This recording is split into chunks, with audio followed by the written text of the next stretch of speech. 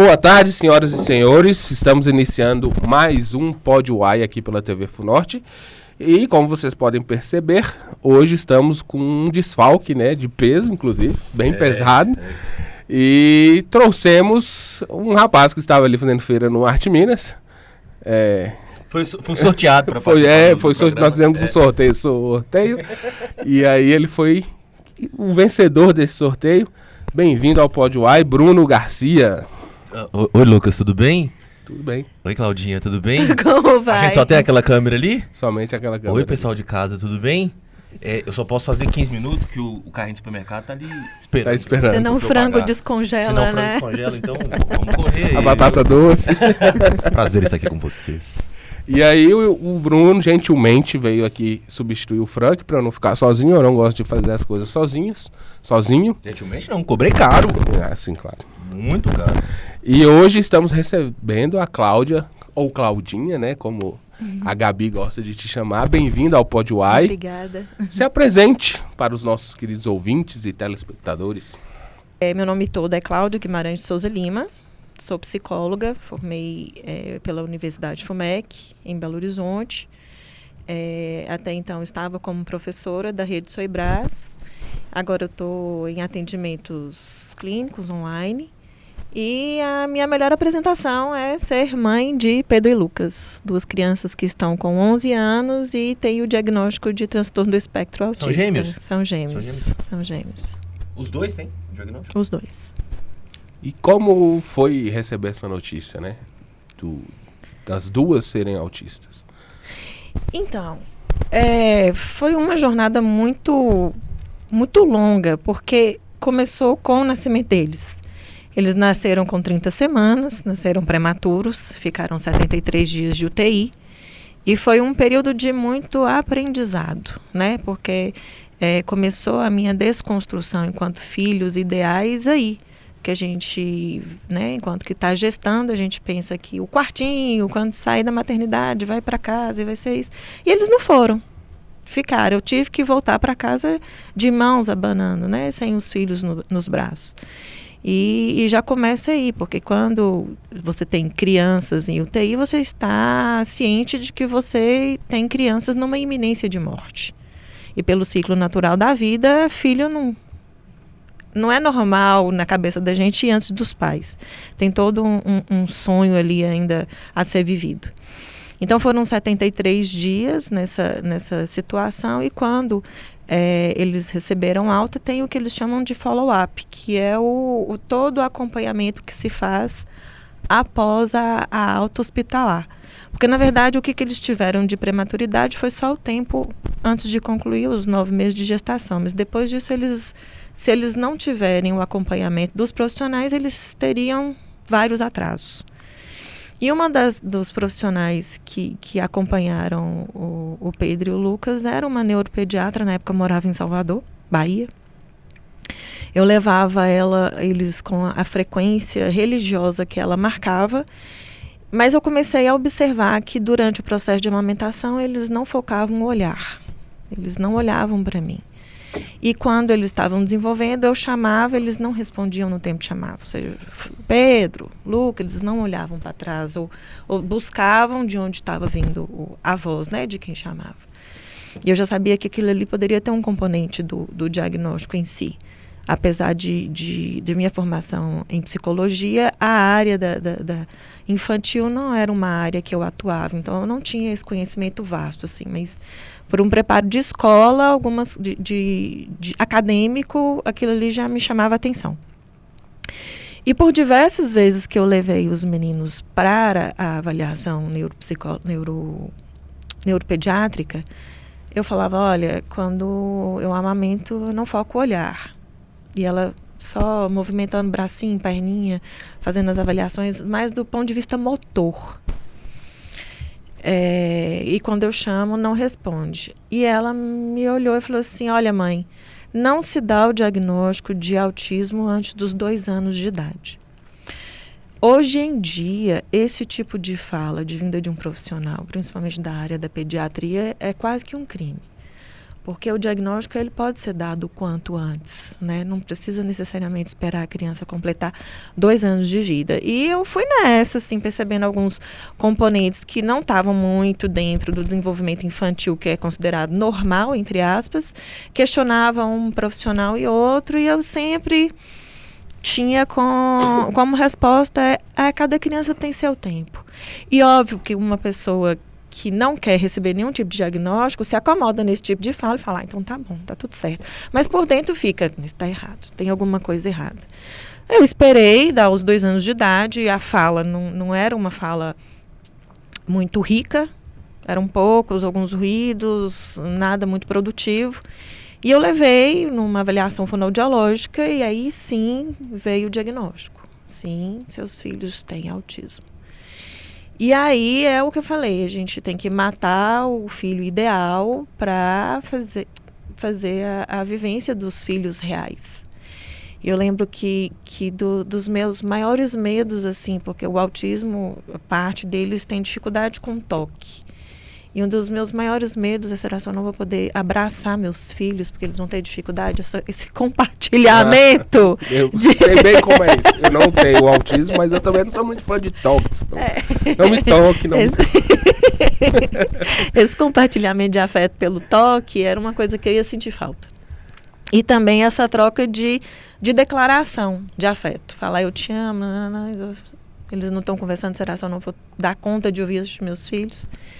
E ao longo do processo, eles foram sendo desenvolvidos. Hoje é o dia inteiro. Se eu estou dentro de casa com eles estão comigo. Eles passam no meu quarto e falam, mamãe, eu te amo. Vão lá e me dão um beijo. Graças a Deus, esse tipo de situação foi revertido. Não.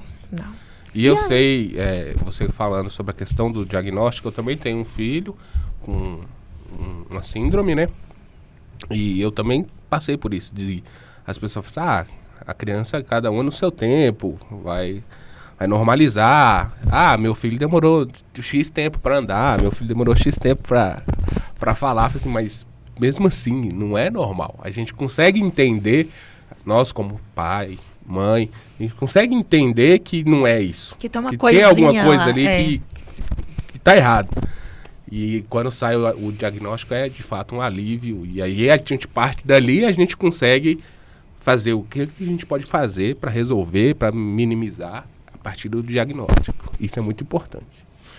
Você contou um pouco de como foi ter notícia e quando eles eram mais novos. Agora com 11 anos, quais são as limitações que eles ainda têm? Quais tratamentos que vocês buscaram para tentar amenizar possíveis danos? Meus filhos são acompanhados por um psiquiatra infantil.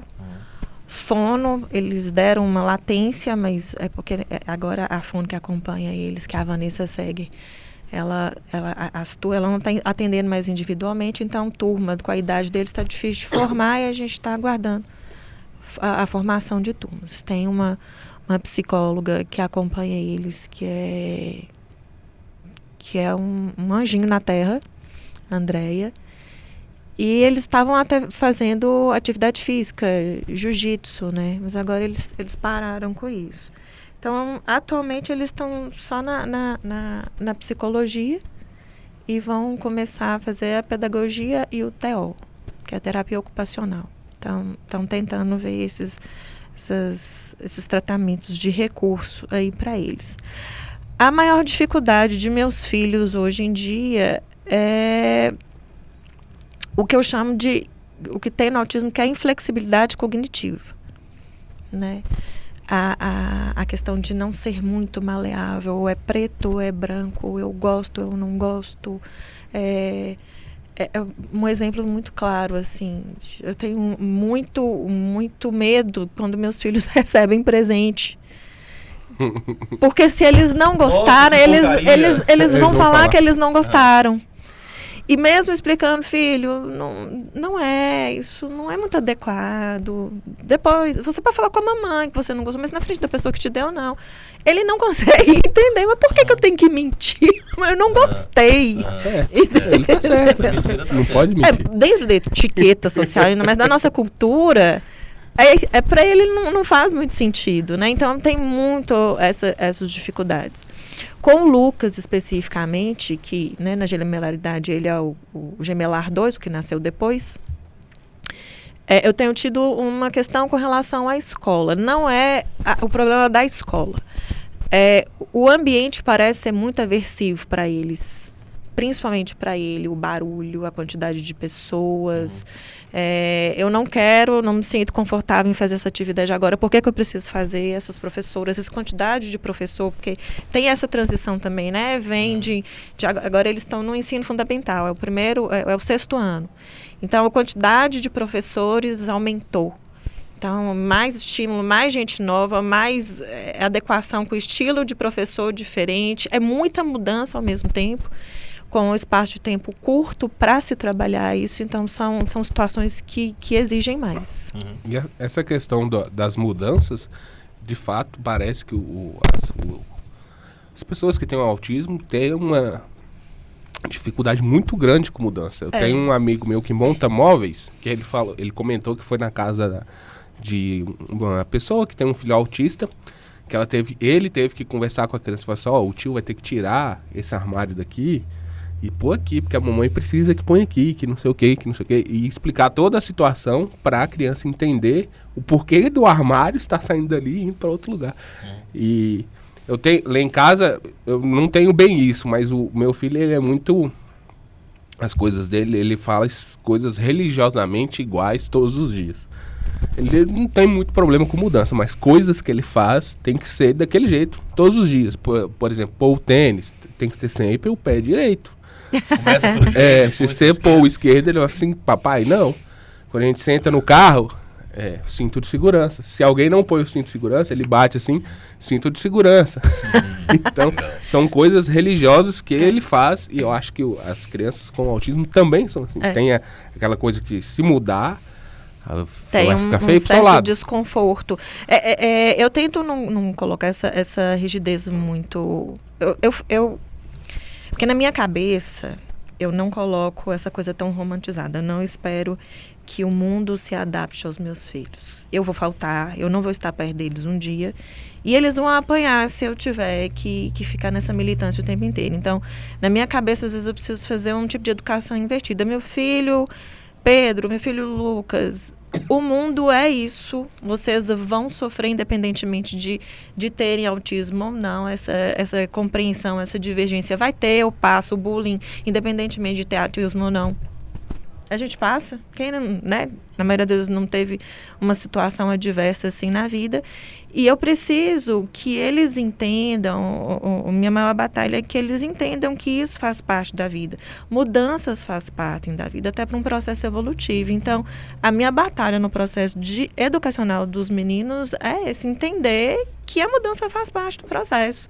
E não a adequação, porque não, eles são autistas, então o mínimo possível de mudança que puder fazer para eles, mas não é assim, a vida não é isso.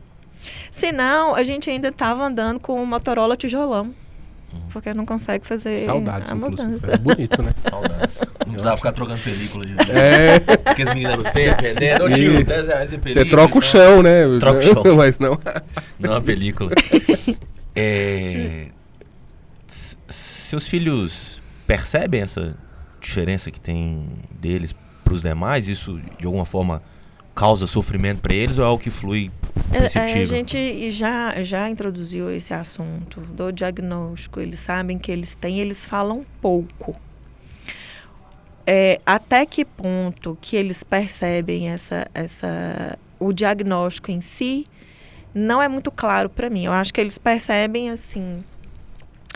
Eles têm uma questão de pureza. Algumas maldades que... Copa, vou dar um exemplo. Copa do Mundo, que viralizou com um álbum de figurinhas. Os dois tinham. Eles quiseram levar para a escola. O Lucas voltou sem as figurinhas. E estava tudo certo. Pegaram as figurinhas do Lucas. Paciência é assim, mamãe. Meu filho, não sei cadê. Entende? Uma outra criança, mas fulano pegou, não trocou. Não faz. O Lucas também é assim, inclusive, se quiser esconder o celular aí, que ele pega assim, como se... É mal do Lucas. O meu tava aqui agora. Não sei onde tá. Entende? Então tem essas coisas assim que alguns desapegos que eles não têm. E eu acho que para eles, talvez, mas eles não questionam. Para eles está tudo certo. O mais interessante é isso, tá tudo certo. Isso é uma questão de... Agora, fugindo um pouco do assunto dos seus filhos.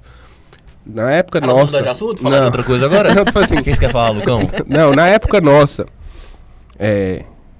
isso é um exercício que eu fico imaginando às vezes na minha casa. Será que eu tinha colegas autistas e não conseguia perceber? O que mudou na questão da educação para essas crianças de hoje? Porque tem muito diagnóstico de autismo hoje em dia. E na nossa época, na minha, na sua, não tinha. Eu não sei se isso é uma questão nova, uma novidade do autismo, ou se realmente tinha autismo e a gente não conseguia perceber os sinais. Isso. Eu escutei uma história esses dias. Não é história, não, é verdade. Eu estava conversando com uma psicóloga. Você está falando aí do quantidade de diagnóstico de autismo que aumentou. Uma mãe levou um menino na psicóloga e pediu ela um diagnóstico de autismo porque ela queria comprar carro PCD. Então queria desconto para comprar o carro, queria que o filho tivesse diagnóstico. A psicóloga viu o menino e falou assim, não, ele não tem autismo, não vou te dar esse diagnóstico. Então, às vezes, até por maldade, aumenta esse... Do pai. Pra você ver. Aumento de diagnóstico de autismo porque tem gente querendo comprar veículo PCD por causa do diagnóstico, coisa maluca. Não tô dizendo que é não, mas casos, isso existe, sim. Até antes de responder o que você perguntou primeiro, eu vou pegar esse gancho aí, porque quando eu fui conversar com a psicóloga dos meninos sobre isso, trabalhar o diagnóstico com eles... Ela me fez uma pergunta muito chave, tem a ver com isso que você falou. Ela falou assim, por que você gostaria que fosse trabalhado isso? Eu falei bem assim, porque para mim é uma premissa básica chamar autoconhecimento. Eles precisam saber quem que eles são. E parte do que eles são é o diagnóstico. Então, vai que na escola alguém aponta o dedo de uma forma extremamente pejorativa com relação ao diagnóstico. Se eles souberem quem que eles são... e eles estiverem bem, isso não vai ser ofensivo. Só. E aí? Por quê? Qual que é a questão sua com isso? Porque eu tô bem. Agora, na minha cabeça, se for pego de surpresa, se isso não for trabalhado, isso pode ser um problema. Porque é parte de um conhecimento sobre eles que eles não têm. E aí ela falou bem assim, eu gostei muito da sua resposta, porque eu recebo aqui no consultório pais com esse pedido, mas para ter benefícios. E o benefício eu não quero, não é esse o objetivo. Né? Mas a gente sabe que já tive uma situação, isso me fere. Numa escola eles eram mais novos. O Lucas ele é mais comprometido do que o Pedro. E aí uma coleguinha do Lucas falou com a outra assim... Ele estava conversando com uma coleguinha, uma outra chegou, a amiguinha dessa outra coleguinha, e falou, nossa, você está conversando logo com ele? Entende?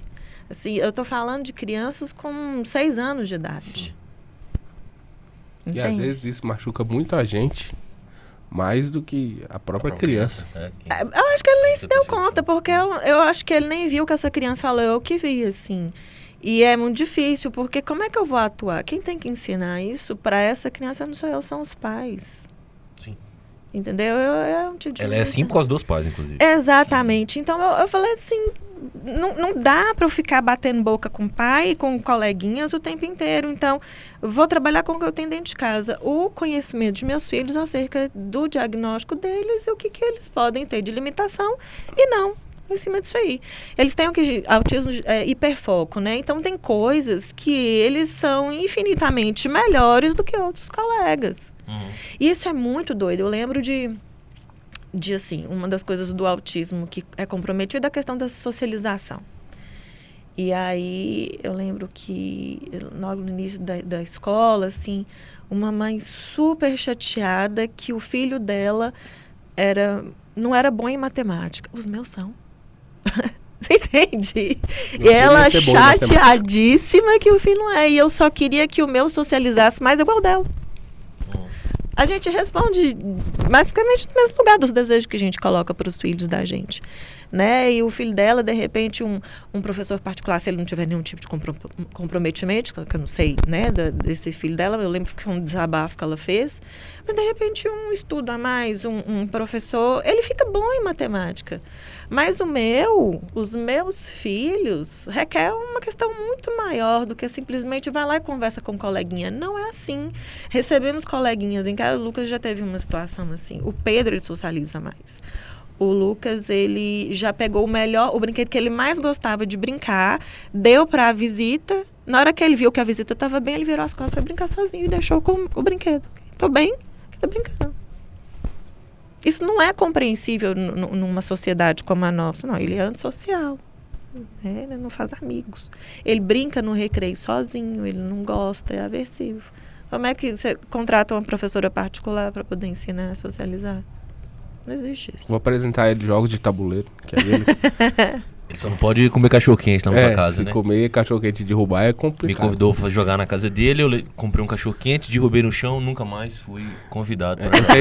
Eu tenho um toque... Já quis pagar pra jogar. Falar, Lucas, toma meu celular, toque toma minha muito grande vida, com me chama de limpeza. novo. Eu não gosto de coisas sujas, me incomoda. E aí, ele comprou... conta a Mas história eu tinha direito. tomado banho, Ele comprou o cachorro-quente e eu ofereci pra ele o prato. Assim, você quer um prato, Bruno? Ele, não precisa do prato. Aí passou 2 minutos, o cachorro-quente todo no chão. Aí o que eu fiz? Peguei a vassourinha, entreguei ele. E pediu ele pra se retirar. Não, aí ele foi inventou lá, minha avó tá sozinha, eu vou embora. E ele saiu. Nós temos que ir encerrando, porque é só meia hora. Já passou meia hora. E só que eu queria fazer uma pergunta antes do encerramento. Até que ponto a sua profissão, psicóloga, na convivência com seus filhos, ajuda ou atrapalha, ou você consegue não envolver isso? Ajuda, acho que ajuda pelo conhecimento teórico, sim. Só que tanto é que eu não atendo crianças. Essa parte de, tem muita gente, por eu ser mãe de crianças com autismo, quando pedem referência, mandam para mim falando, não, mas eu não atendo, porque eu vivo as minhas ressalvas de mãe com crianças com TEA que eu ainda preciso dar conta e por isso que eu não vou atuar nessa área. Porque senão mistura, eu preciso ser muito profissional. Então, essa é a questão. É adulto que eu atendo, criança não, criança eu tenho as minhas, eu lido essa diferenciação eu prefiro fazer para não misturar as histórias, porque eu sei o tanto que é sofrido, senão eu vou ficar abraçando toda a mãe por saber como é que é, então eu preferi fazer esse distanciamento exatamente para manter uma questão até mais ética mesmo. Muito bem, eu infelizmente vou ter que encerrar. Gabi, vamos aumentar então esse você encerra episódio. Eu e a Cláudia continuam. Deixa eu só, porque eu não respondi a sua pergunta. Autismo já tinha, rapidinho. Autismo já tinha, mas tem uma estatística de que é uma progressão e que vai ter mais casos ainda. Você falou, sempre teve, sim, é novo e tal. Espero que não, chega de autismo, vamos deixar as crianças... Tem, mas tem essa estatística, sim, de aumentar a incidência de casos. Infelizmente. Vamos ter que encerrar. Gabi, aumenta a quantidade de tempo. Meia hora só, você está percebendo que não é o suficiente. Estou fazendo uma cobrança pública aqui. Que isso, me ajuda, Bruno? Você que... Muniz. Alô, você ouve, Rui? Aumenta. Pode pelo menos 45 minutos, né? 45 minutos é o suficiente. 245? Igual o futebol. Futebol.